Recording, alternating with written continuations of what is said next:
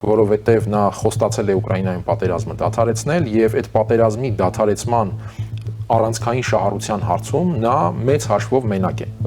Գուցե ռուսներն էլ կուզենան, որ ինչ որ իրենց ձեռնտու համաձայնություններով պատերազմը կանգնի։